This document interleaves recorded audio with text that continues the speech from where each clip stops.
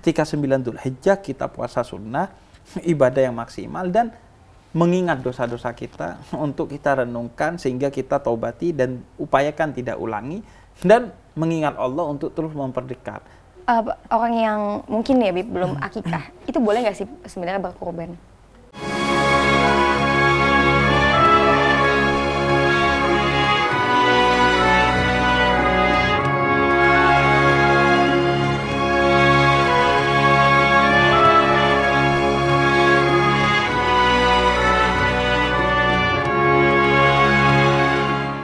Assalamualaikum warahmatullahi wabarakatuh. Ini kan momennya Hari Raya Idul Adha. Nah, kebetulan ada Nabila yang udah mau ngobrol-ngobrol di sini seputar Idul Adha. Iya. Dan siap. ini apa kostumnya kostum ini banget loh. Apa Kan nih, Bib? katanya Hari Raya kemarin tuh Idul Fitri. Dan kayaknya lanjut ke Idul Adha, warna-warnanya warna-warna yang begini. Iya, fresh gitu ya Bib. Iya, betul. Suasana baru gitu. Suasana baru. Betul. Nabila, kalau Iya, Idul Bib. Adha biasanya ngapain? Idul Adha, Nabila biasanya kalau di rumah tuh kumpul keluarga, biasanya kumpul keluarga ya, kumpul keluarga udah pasti ya merayakan Idul Adha, ya kan Bib ya. Biasanya tuh pagi-pagi ke rumah nenek itu ngelihat sapi disembelih ya, Iya. ya kan. Tapi biasanya Nabila nggak kuat tuh Bib lihatnya, jadi Nabila cuma nunggu di rumah. Nunggu di Oh, rumah, nggak kuat. bagian kita yang memasak. Oh iya. Memasak daging-dagingannya biasanya. Tapi karena Nabila itu nggak terlalu suka sapi, kambing. Sapi sih suka, kalau kambing kan nggak terlalu suka Bib. Iya. Ya, karena agak gimana Baunya gitu kalau. Iya, biasanya. iya, jadi sapi biasanya kalau Nabila makannya Bib. Jadi ya yang masak-masak aja lah, bagian masak-masak lah kalau di Bahkan rumah. kuponnya itu kalau di kampung aku dibedain tuh warnanya. Kenapa? Jadi kalau sapi sama kambing, karena ada orang yang nggak suka kambing, tapi ada yang suka banget. Ada yang suka banget. Ada yang milihnya sapi, ada yang malah menghindari Oh, sapi iya, iya, gitu. iya. Jadi disesuaikan. Disesuaikan. Bahkan ada pilihan yang hati doang isinya, atau yang daging doang, aja, atau yang tulangnya ada aja, iganya gitu ya. tulang-tulangnya. Iya, Kan iya, tergantung nanti mau diproses buat apa betul kan. Nanti banget, kalau betul rawon banget. biasanya justru yang banyak tulangnya gitu. Udah rumah kalau yang paling simpel sate Bib. Paling Paling simpel simpel sate. Sate. Kalau sate berarti daging sama hati kan. Iya, betul. Nah itu kalau aku dulu ngeliatin sama makan, tidak ikut memasak. Iya, iya, iya, iya. Kita terima beres. Iya. Biasanya sih malam hari Idul Adha-nya tuh lebih ke silaturahmi. Betul. Jadi kita pagi sholat Idul Adha terus silaturahmi ke keluarga. Kurbannya tuh sehari setelahnya. Oh, kamu sama. Iya, hari kedua Idul Adha. Baru tuh kurban. Jadi hari pertamanya itu fokus kepada silaturahmi, kita keliling keluarga. Iya. Dan hari keduanya baru tuh kita fokus kurban dari subuh biasanya. Dari subuh kita udah ikut nyembelih, kemudian dibagikan, kemudian malamnya itu kita nyate bareng biasanya. Iya, nyate bareng. Sama keluarga-keluarga lah ya. Itu dari dulu, dari masih di kampung sampai sekarang. Seperti itu ya, Bib ya? Iya, dipertahankan. Masya Allah. Bedanya kalau dulu sama keluarga, sekarang biasanya sama teman-teman. Kalau di ibu kota sama Iya. teman-teman dekat lah. Tapi Bib, ngomong-ngomong soal Idul Adha, sebenarnya Nabila ada pertanyaan sih Bib, mewakilkan dari para teman-teman Nabila yang mungkin masih seumuran Nabila yang masih bingung soal Idul Adha gitu ya. Iya. Sebenarnya ada nggak sih Bib hubungan Hari Raya Idul Adha ini dengan ibadah haji gitu? Karena kan kebanyakan orang tuh suka kayak masyarakat menganggapnya Hari Raya Idul Adha ya Hari Raya Haji. Iya, betul gitu. Iya. Ada nggak sih Bib kaitannya sebenarnya? Iya, jadi bahkan kalau aku kan tradisi dan bahasanya itu Madura, disebutnya Madura swasta. Orang Jawa Timur tuh yang bagian timur sana itu iya. budaya dan bahasanya Madura. Jadi mereka itu orang Madura dan orang Jawa Timur yang budayanya Madura malah lebih excited buat pulang kampung alias mudik itu pas Idul Adha. Karena Idul Adha ini dibilangnya hari raya gede, hari raya besar. Oh gitu. Jadi mereka itu kalau harus milih pulang Idul Fitri apa Idul Adha, memilih Idul Adha. Oh jadi lebih excitednya Idul Adha Bib? Iya, makanya kalau warung-warung Madura itu, justru kalau Idul Adha tuh yang dia tutup gitu, warung sate, dan lama. Jadi Idul Adhanya lama Setahun, tuh Bib? di kampung. Enggak, sampai ketemu Idul Adha lagi dong. Habis bilang lama aja. Enggak, ya paling nggak enggak nyampe. Iya, iya. seminggu, 10 hari atau paling lambat 2 minggu Iya, lah. iya, iya. Ini mereka tuh pulang. Iya. Disebutnya hari raya besar. Kenapa? Karena kalau hari raya Idul Adha itu lebih banyak kegiatan yang mereka lakukan sebagai bagian kegiatan keagamaan maupun kebudayaan. Misalnya ya ada silaturahmi. Betul. Secara agama ya, Bib ya? Idul Adha seperti silaturahmi dan sholat ketika Idul Fitri. Betul. Tapi yang nggak ada kurban. Di Idul Fitri nggak ada. Betul. Dan ada juga haji. Haji ini entah dia nganter orang yang berangkat haji, atau nerima orang yang pulang dari haji. Betul. Setelah Idul Adha atau sebelum Idul Adha. Jadi kedua kegiatan tambahan ini yang bikin Idul Adha itu lebih meriah dari Idul Fitri kalau di tradisi orang Madura. Nah, mereka itu disebut juga hari raya haji. Kenapa? Karena waktu Idul Adha dan waktu haji itu berbarengan, yaitu di bulan Dzulhijjah. Dan memang ketika sebagian orang yang mendapatkan panggilan Allah untuk haji ke sana, maka orang yang di sini pun tetap melakukan ibadah-ibadah sunnah. Misalnya ketika para jamaah haji itu tanggal 9 Dzulhijjah wukuf di Arafah, kita melakukan puasa sunnah di hari itu. Kemudian juga di 10 Dzulhijjah ketika kita berhari raya Idul Adha, jamaah haji di sana sedang bergerak dari Musdalifah ke Mina untuk melempar jumroh. Melempar jumroh itu sebagai simbol mengikuti apa yang dilakukan Nabi Ibrahim dulu, ngelempar setan yang mau mengganggu Nabi Ibrahim. Nah, masalahnya kadang ya yang di sana ngelempar setan melalui lempar jumroh, yang di sini malah bersahabat dengan setan. Di medsos 10 Dzulhijjah malah gibahin orang, malah itu bajunya kayaknya KW deh, atau tasnya kayaknya KW 17. Hal simpel kayak gitu. Kan itu kan artinya memeluk setan. Yang di sana lagi ngelempar setan, di sini malah memeluk setan gitu kan. Nah, jadi hubungannya itu adalah pada waktunya. Jadi waktunya ya, Bib? Iya, waktu haji dan waktu Idul Adha itu berada di satu waktu, dan ada beberapa hal yang dilakukan bersama. Ketika mereka wukuf, kita puasa. Ketika mereka bergerak untuk lempar jumroh, kita melakukan sholat Idul Adha.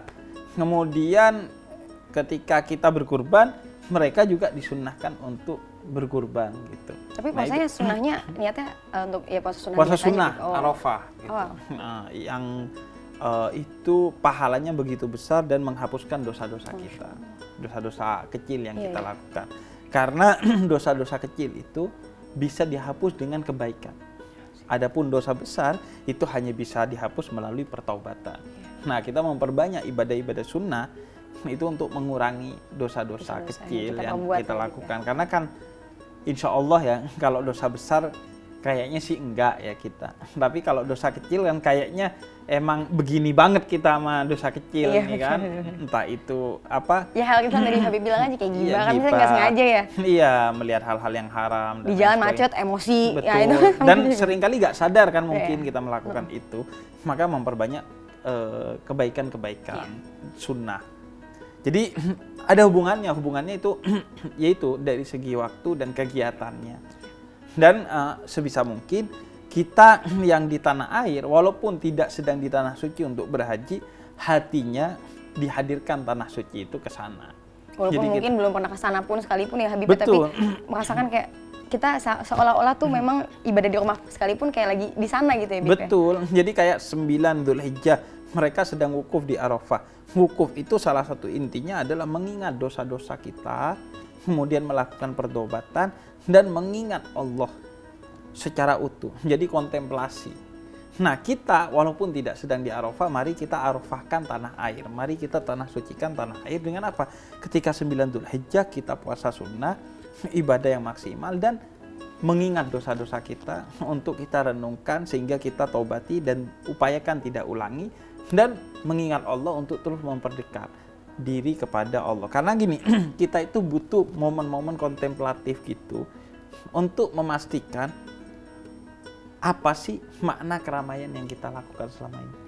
Apakah sudah sesuai dengan keinginan Allah bahwa kita diciptakan untuk beribadah. Jadi kadang kan kita itu menjalani keramaian kita setiap hari, kayak bekerja, itu autopilot aja. Dulu aku ketika bekerja di satu perusahaan, bahkan ketika jalan itu gak sadar tiba-tiba nyampe aja kan. Kita Bahkan ketika berdakwah sekalipun seperti saat ini, kadang kita menjalaninya tidak sebagai dakwah, tapi seolah-olah ya udah ini kerjaan kita. Nah, pentingnya kita shutdown sehari itu, kita berhenti, kemudian merenungkan. Jangan sampai kerjaan kita selama ini hanya dijalani sebagai cari duit aja, bukan cari pahala di mata Allah. Jangan sampai dakwah kita hanya dilalui sebagai media untuk mendapatkan popularitas, bukan pahala di sisi Allah. Nah, itu pentingnya kita juga mengarafahkan di mana kita ada di 9 Dzulhijjah. 9 Dzulhijjah itu pokoknya sehari sebelum Idul Adha. Setelah itu barulah kita Idul Adha, berkurban bagi yang mampu dan lain sebagainya. Jadi intinya kita jangan cuma mikirin duniawi aja lah Bib ya, gitu. Iya. Sekali-sekali mengingat tentang akhirat lah. Betul, gitu, dan walaupun fisiknya belum haji, kalau bisa hatinya dihajikan. Karena ada satu... Gimana tuh Bib, hati dihajikan? Hatinya dihajikan tuh kayak gini. Menghadirkan Allah salah satunya di hati. Betul. Jadi ada kisah dari seorang tabi'in namanya Abdullah bin Al-Mubarak. Ketika beliau itu haji, ketiduran di Masjidil Haram. Beliau ini orang kaya yang sering haji karena ingin mendapatkan mabrurnya haji. Dan ketika ketiduran di Masjidil Haram, bermimpi ada orang yang mendapatkan mabrur saat haji tahun itu. Namanya Ali Al-Muwaffaq yang tinggalnya di Damsyik, satu daerah di sana pada saat itu. Ketika terbangun, dia menyelesaikan semua ritual hajinya. Begitu selesai, dia gak pulang ke rumahnya, tapi langsung pergi ke Damsyik untuk nyari orang di mimpinya itu yang namanya Ali Al-Muwaffaq. Ketika bertemu, dia kaget lantaran Ali Al-Muwaffaq ini tahun itu gak berangkat haji dan belum pernah berhaji seumur hidupnya.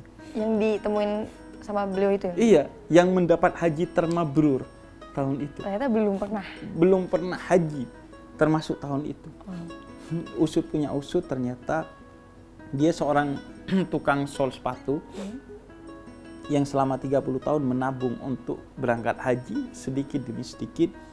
Tapi 3 bulan menjelang waktu haji, dia mendapati keluarganya, dia mendapati tetangganya, yaitu seorang janda 60 tahun dengan 6 anak yang kelaparan, dan akhirnya dia memberikan uang hajinya kepada janda dengan 6 anak yang kelaparan itu. Dan itulah yang membuat dia walaupun tidak berangkat haji, tapi mendapatkan kemabruran haji melebihi jamaah haji yang hadir pada tahun itu. Jadi ibaratnya karena saking niat banget ya Bip untuk naik haji, tapi dalam prosesnya menabung itu memberikan untuk orang yang lebih membutuhkan gitu Bip. Betul. Dan paham. Sebaiknya walaupun kita tahun ini atau tahun depan atau berapa tahun ke depan belum dapat kesempatan tawaf mengelilingi Ka'bah, sepatutnya kita melakukan tawaf mengelilingi orang-orang di sekitar kita untuk membangun silaturahmi dan membantu mereka yang kekurangan. Mengelilingi rumah orang fakir, rumah orang miskin, rumah anak yatim, rumah para janda, rumah tetangga, rumah kerabat, sebagai simbol kita mentawafkan hati kita. Jangan sampai mengelilingi rumah-rumah janda tapi dengan niat yang aneh. Dengan niat yang salah ya Bip. Niat yang salah. Nah itu kira-kira sih menghajikan hati kita. Tapi orang yang mungkin ya Bip belum akikah, itu boleh nggak sih sebenarnya berkorban? Atau nggak boleh? Nah jadi akikah dan kurban itu hukumnya sama-sama sunnah muakkad. Sunnah muakkad itu adalah sunnah yang sangat dianjurkan, yang harus diupayakan jika kita mampu untuk melakukannya. Nah, akikah ini sebenarnya tugas utamanya pada orang tua. Akikah itu dilakukan waktu terbaiknya ketika 7 hari anak lahir. Kalau enggak, kapanpun, yang penting sampai anak itu balik. Begitu anak itu sudah balik, maka akikah sudah tidak lagi pada orang tua kesunahannya, tapi pada si anak itu. Kalau dia mau mengakikahi dirinya. Iya.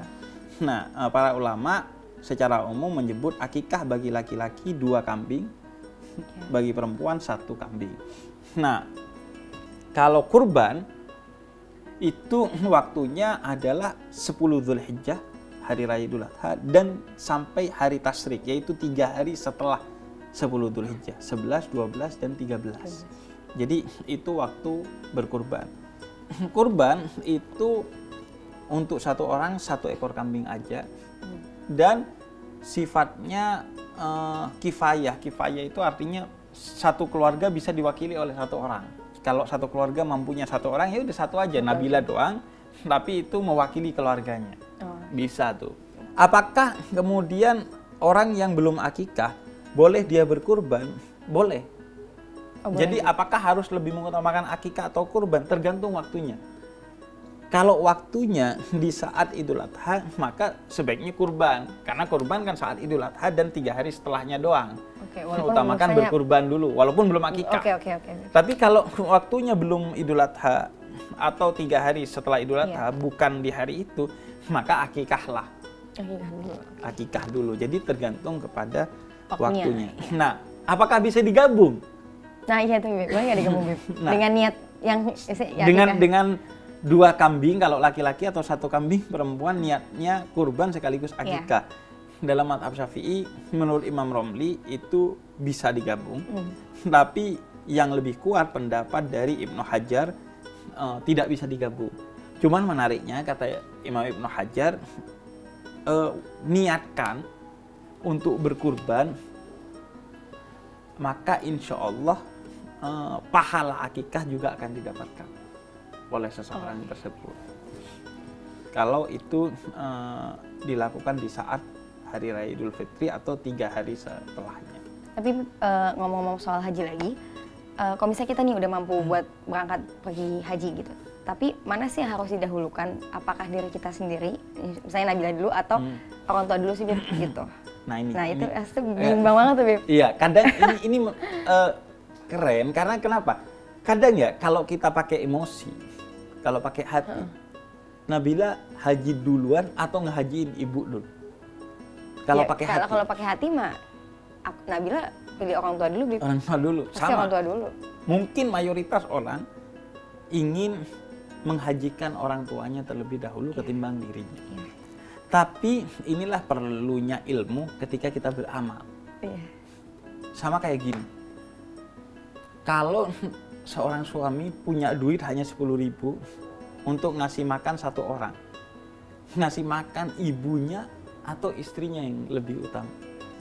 Kita pengennya kan ibu kita. Iya, betul. Tapi Imam Nawawi menyebutkan itu yang patut pertama dan utama adalah istri kita. Tapi jangan sampai ibu kita tahu atau apalagi menyakiti hatinya. Sebisa mungkin kita handle keduanya. Tapi kalau nggak bisa, harus milih salah satu. Yang pertama adalah istri, karena kewajiban nafkah kita itu kepada istri sebagai suami. Tanggung jawab ke istri ya. Iya. Nah, begitu juga soal ini. Nabi katakan bahwa dalam hal ibadah itu dahulukan diri kita. Makruh mendahulukan orang lain ketimbang diri sendiri dalam urusan ibadah, termasuk dalam urusan haji. Jadi ketika kita punya dana haji, apakah kita harus mendahulukan diri sendiri atau orang lain, termasuk ibu atau ayah kita? Diri sendiri. Jadi kita dulu berangkat haji, baru kita memberangkatkan orang tua kita.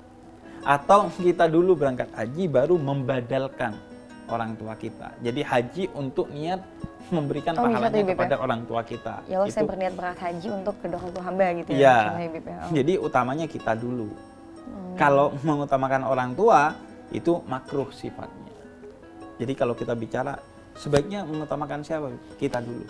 Tapi menarik ya, Bib. Berarti artinya kita beramal aja tuh bukan hanya beramal ya. Jadi apapun yang kita lakukan itu ada ilmunya ternyata ya, Bib. Kayak hal-hal kecil sedekah ini ilmu banget sih, Bib. Aku baru tahu sih, Bib. Itu harus ada ilmu, sehingga amal itu bukan karena bawaan perasaan, bukan karena baper, tapi bawaan Quran dan Sunnah. Jadi amal itu kan persembahan kita untuk Allah, sehingga harus sesuai dengan SOP-nya Allah, bukan semau kita atau enaknya menurut kita gimana. Secara emosional kalau gini gue lebih enak nih, enggak, tapi sesuai dengan Quran dan Sunnah. Makanya itulah pentingnya setiap orang harus punya ilmu tentang apapun yang sekiranya akan dia lakukan dalam hidup ini lah. Dalam hidup itu secara agama. Misalnya, aku harus mengutamakan belajar tentang fikih kelelakian ketimbang fikih kewanitaan. Karena aku kan nggak kira haid, nggak kira nifas, nggak kira hamil. Jadi belajar itunya belakangan aja. Yang utama yang akan aku lakukan. Kalau misalnya mau berangkat haji, harus belajar dulu fikih haji. Jadi apapun yang sekiranya kita akan melakukan itu, maka kita harus belajar. Pramugari atau pramugara harus belajar fikih traveling lah, tentang menjamak sholat, mengkosor sholat, mengkodok sholat, sholat di kendaraan dan lain sebagainya. Dia harus belajar tentang itu. Jadi agama itu harus dipelajari yang pertama dan utama tentang hukum-hukum yang terkait langsung dengan kita, yang sekiranya kita butuhkan. Mau berkurban harus tahu segala sesuatu tentang kurban. Karena apalagi anak-anak milenial tuh kadang ya udahlah cuma ngikut orang tuanya. Jadi orang tuanya mau berkurban atau mau zakat ya paling ya udah cuma terima jadi gitu kan. Sebagai anak muda harusnya itu kita lebih banyak tahu ya Bib tentang ilmu-ilmu kayak gitu basic-basic. Seenggaknya kita tahu lah. Dan kalau secara emosional saja kita tidak dibenarkan mengedepankan ibu kita ketimbang diri kita dalam ibadah, apalagi secara material mengedepankan Coldplay ketimbang kurban. Iya betul. Iya kan? Mengedepankan ibu ketimbang kita dalam haji aja tidak diperkenankan, apalagi mengedepankan urusan duniawi ketimbang urusan ukhrawi. Tiket Coldplay semangat banget ya. Mengedepankan beli mobil ketimbang beli kendaraan ke surga, yaitu kurban. Iya benar-benar. Begitu mau ngeluarin uang buat kurban kayaknya berat banget lah, males lah gitu. Betul. Ya. Tahun depan aja lah gitu ya. Mengedepankan ke Korea ketimbang ke Baitullah. Jadi kalau punya duit, pertama dan utama itu untuk nabung haji. Setelah itu untuk umroh.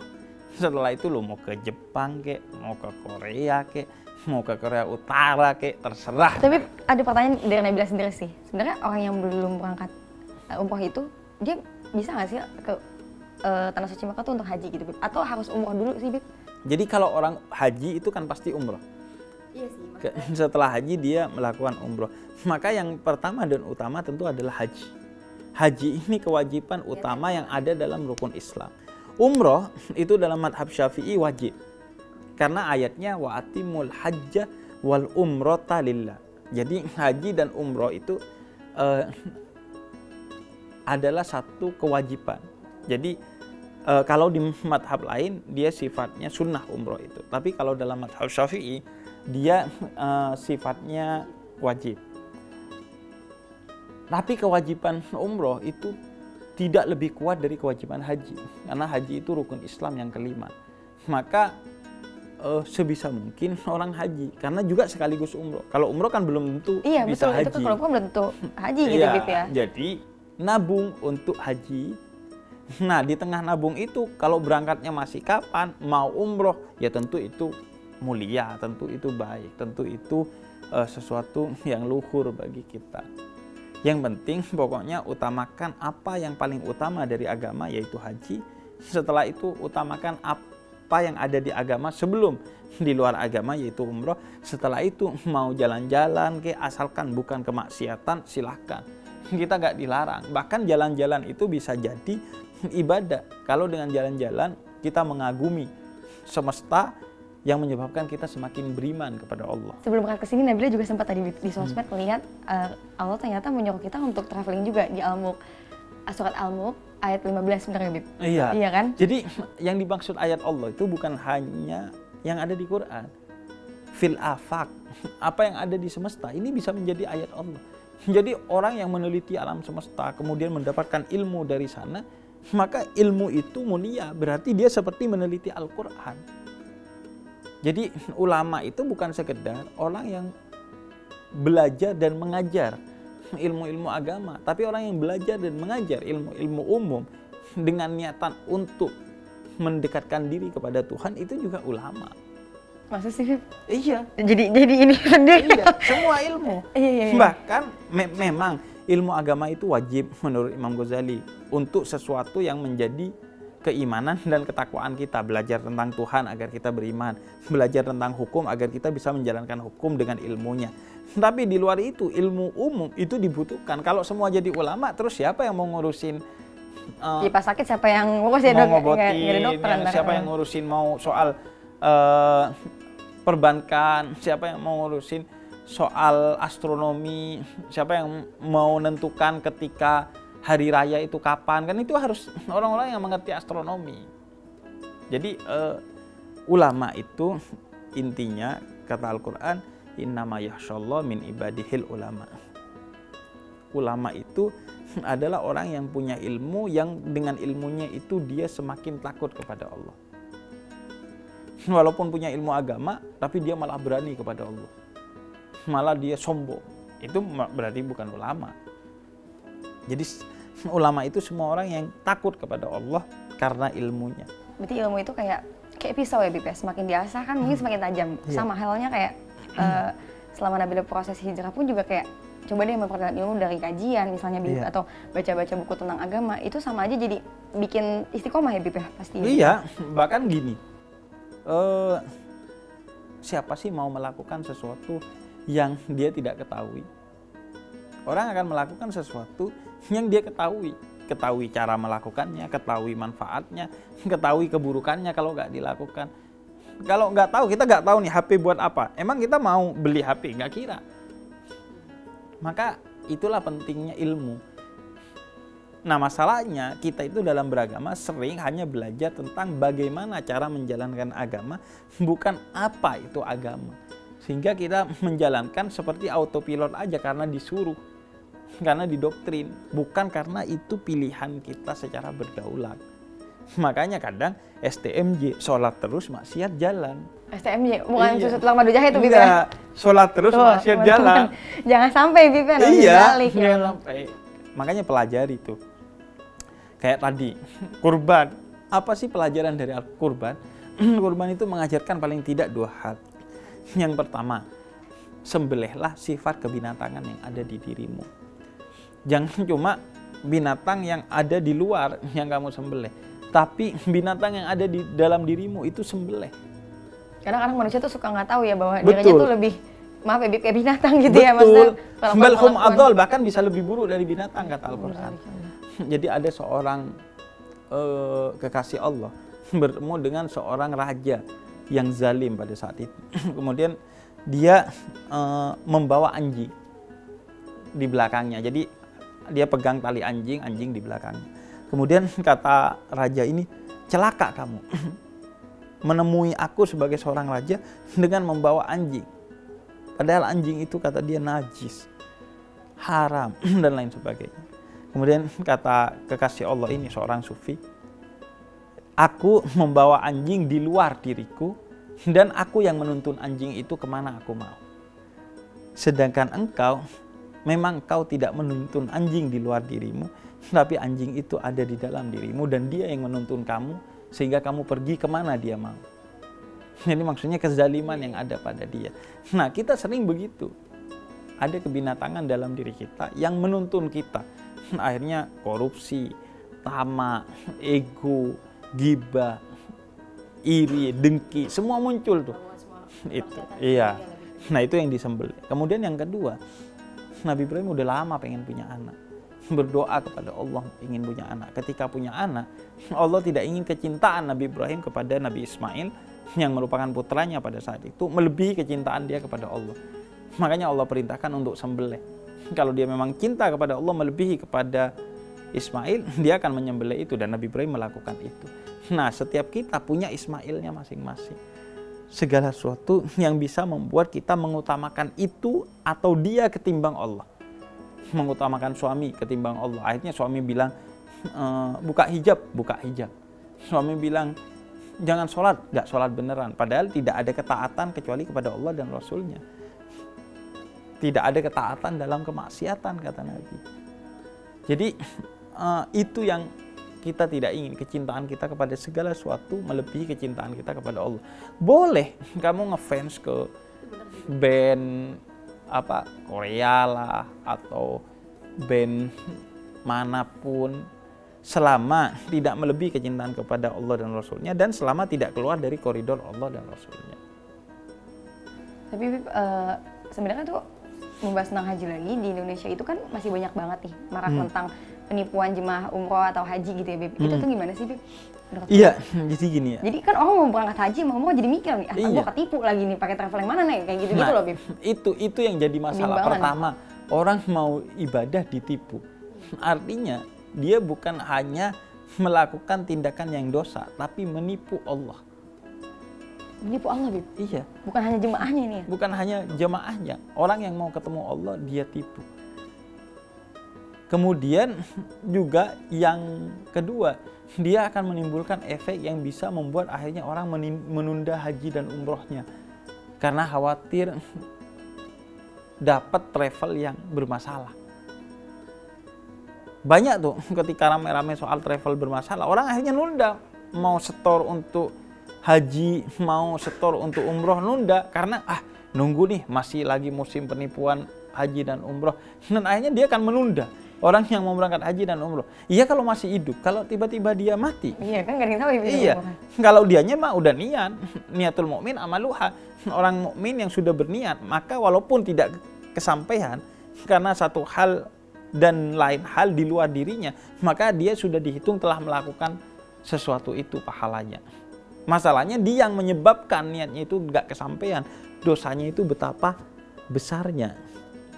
Nggak jadi hanya di dunia aja, misalnya kan ada tuh, Bib, aku pernah dengar juga berita di orang yang menipu itu kan masuk penjara gitu ya, Bib. Iya. Itu kan di dunia, Bib. Iya. Gimana di akhirat nanti gitu ya, Bib. Betul. Dan ini kan salah satu ciri seorang muslim itu adalah faslihu baina ahwaikum, kata Al-Quran. Selalu membangun silaturahmi di antara saudara-saudaranya. Jadi selalu bikin acara-acara yang mempersilaturahmikan orang-orang muslim yang lain. Cirinya itu memberikan islah, mensilaturahmikan. Nah, bayangkan ini ada orang mau bersilaturahmi dengan Allah sebagai sang pencipta. Bukannya kita yang memfasilitasi, malah kita yang menghalangi, yang menyebabkan silaturahmi seorang hamba dengan Tuhannya itu tidak terjadi. Maka betapa buruknya orang itu gitu. Artinya dia menjadi penghalang antara Allah dan hambanya. Walaupun Allah gak bisa dihalangi ketika ingin bertemu dengan hambanya oleh siapapun, termasuk travel-travel itu, karena Allah bisa masuk ke orang itu, ke dalam hatinya. Tapi paling tidak ritual itu akhirnya jadi tidak terjadi lantaran kelakuan penipu-penipu ini gitu. Dan mungkin jemaah yang nggak jadi berangkat, Bib, ya, misalnya karena kasus begitu, jadinya Allah mungkin kasih keberkahan banget kali ya, Bib, di dunia akhirat ya, Bib, pasti seperti cerita Ali Al-Muwaffaq itu tadi. Allah hitung mereka sebagai haji yang mabrur, insya Allah. Kemudian juga Allah akan tuntaskan hajat-hajatnya, walaupun dia gak doa di depan Ka'bah, tapi Allah sudah hitung dia berada di depan Ka'bah, sehingga hajat-hajatnya Allah tunaikan semuanya, karena mereka tidak salah. Yang salah adalah orang-orang yang menipu mereka. Nah, karena itu juga seorang jamaah haji atau jamaah umroh jangan berangkat haji atau umroh karena ego. Karena tujuan haji dan umroh justru menghabisi ego kita. Jihadul akbar, jihad terbesar itu jihadun nafas, jihad melawan ego dalam diri. Jadi jangan, gak apa-apa, gue bayar mahal. Yang penting katanya bisa berangkat dengan nyerobot hak orang lain. Enggak, kita dosa. Dia udah daftar, ngantri. Iya.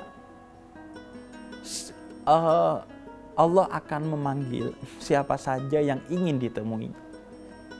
Ketika kita ke Ka'bah, nggak cuma orang sehat, orang sakit ada di sana. Tapi karena Allah ingin menemuinya, Allah panggil dia. Nggak cuma orang kaya, orang miskin banyak di Ka'bah ketika haji maupun umroh. Siapapun yang ingin Allah temui, pasti Allah panggil.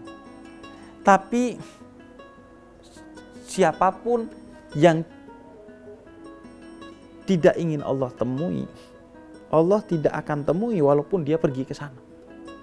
Berapa banyak orang ke sana tapi pulang nggak dapat apa-apa. Kecuali hanya traveling aja tuh. Karena Allah tidak ingin menemuinya. Allah tidak akan menemui siapa yang tidak dipanggilnya. Makanya jangan pakai ego untuk haji dan umroh. Yang penting kita usaha semaksimal mungkin, sebaik mungkin, jangan sampai nyerobot hak orang lain, jangan sampai memaksakan diri, jual ini, jual itu untuk berangkat haji, berangkat umroh, pas pulang malah nafkah bagi keluarganya terbengkalai. Enggak. Yang penting niat, melakukan upaya setulus mungkin. Selebihnya kalau Allah ingin menemui kita, pasti Allah akan memanggil kita. Entah kita pergi ke sana atau Allah yang akan datang ke hati kita. Seperti cerita Ali Al-Mu'affa. Kalau begitu terima kasih Nabila udah ngobrol-ngobrol, dan semoga hari ini kita insya Allah sudah punya ilmu tentang kurban, ilmu tentang haji, ilmu tentang umroh. Semoga dengan ini menjadi simbol keseriusan kita di mata Allah untuk berkurban, untuk berhaji, dan untuk berumroh, sehingga Allah akan memberikan kesempatan kita untuk kurban, umroh, dan haji insya Allah ya. Entah tahun ini, tahun depan, kapanpun terserah Allah. Yang penting kita ingin pergi ke sana karena Allah, karena diundang oleh Allah, dan ingin menjadi bukan hanya tamunya Allah, tapi kekasihnya Allah di sana ya. Amin. Assalamualaikum warahmatullahi wabarakatuh.